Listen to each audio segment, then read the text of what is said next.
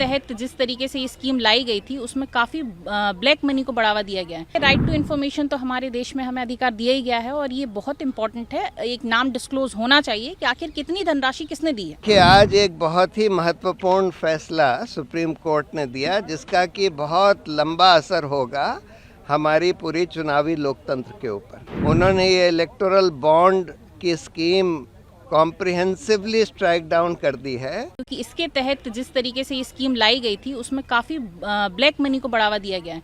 एक ट्रांसपेरेंसी नहीं है इसमें, आप किसी का नाम डिस्क्लोज नहीं हो रहा। इसके पहले नाम डिस्क्लोज होता था और एक निश्चित 2000 रुपये से ज़्यादा आप अगर नहीं दे सकते थे कैश में। अब इन्होंने कितने भी रुपए आप जो है बॉन्ड खरीदिए बैंक में जाके और पार्टी को डोनेट कर दीजिए।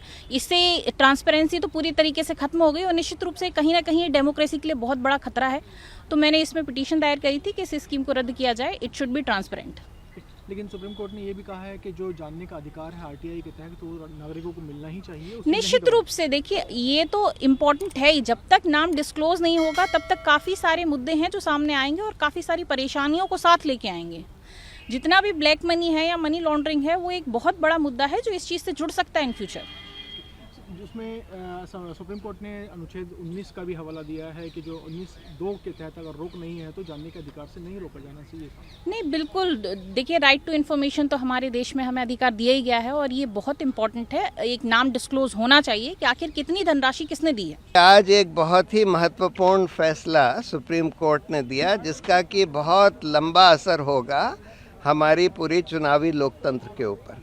उन्होंने ये इलेक्टोरल बॉन्ड की स्कीम कॉम्प्रिहेंसिवली स्ट्राइक डाउन कर दी है, ये कहते हुए कि इसमें जो एनोनिमस एलिमेंट इन्होंने लाया कि भाई किसी को पता नहीं लगे कि भाई ये इलेक्टोरल बॉन्ड किसने खरीदे और किसको दिए, ये बिल्कुल हमारे जनता के सूचना के अधिकार के खिलाफ है जो कि एक मौलिक अधिकार है जनता का।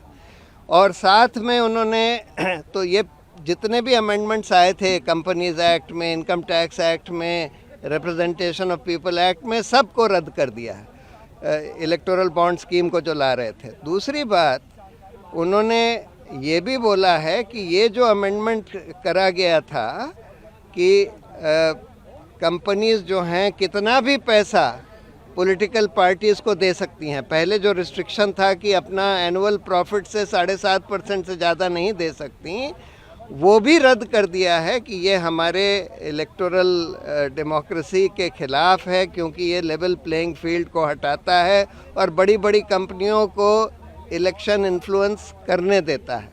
साथ में उन्होंने ये भी बोला है कि जितने भी इलेक्टोरल बॉन्ड्स खरीदे गए और जो जमा करे गए पॉलिटिकल पार्टियों ने जो अपने खातों में जमा करे, उसका पूरा ब्यौरा स्टेट बैंक ऑफ इंडिया जिसके पास ये सारी इन्फॉर्मेशन है वो इलेक्शन कमीशन को दे और ये पब्लिक वेबसाइट पर डाला जाए जिससे कि जनता को पता लगे कि किसने ये इलेक्टोरल बॉन्ड्स खरीदे और किस पॉलिटिकल पार्टी को दिए। जो धनराशि जमा हुई थी इलेक्टोरल बॉन्ड से, क्या उसका खुलासा सरकार ने सुनवाई के दौरान किया?